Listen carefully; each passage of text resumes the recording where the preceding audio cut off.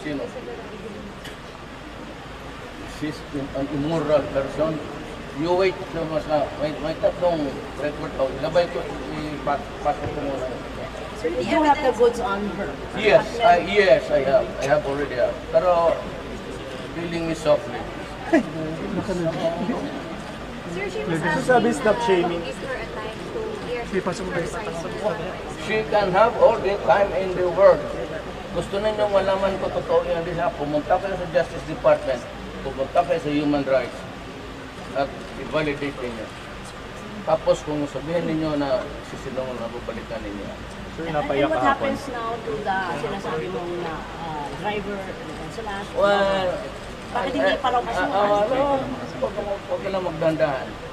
Baka maging witness ito against. Bakit ito kakasukan? Marami ako gagamitin.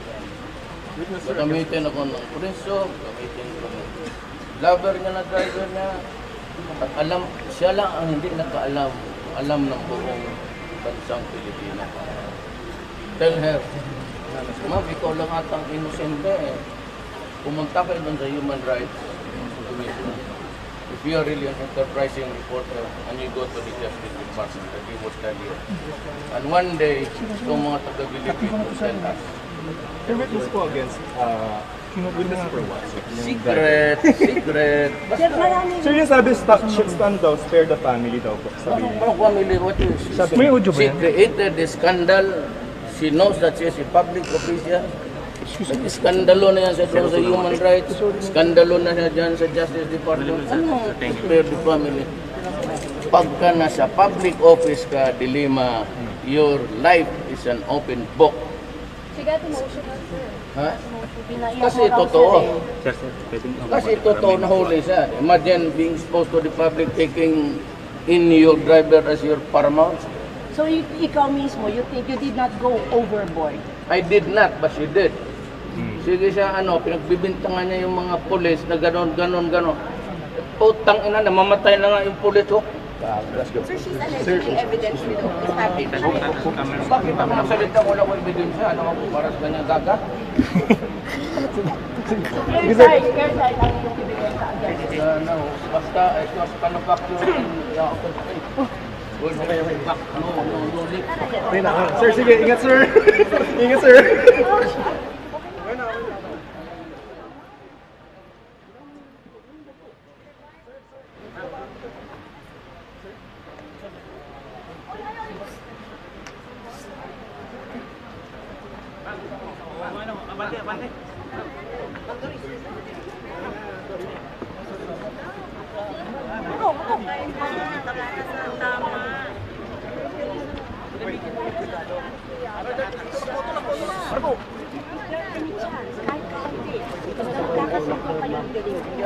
Hindi ako kasi ang pinag-usapan namin droga. Galit ako sa droga. Yung driver niya nagtulog. Sir, wag ka magtulak ka rin. Ang likot mo masyado, boy eh. Huwag kang makulit. Tulak niya ako eh. That is not mine to give. Salamat po. Pwede mo na itulak. Okay na. Sumbong.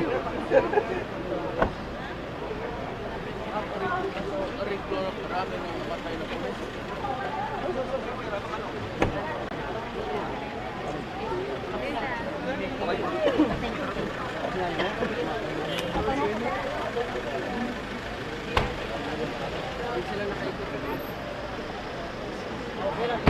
Yan, nangat ako.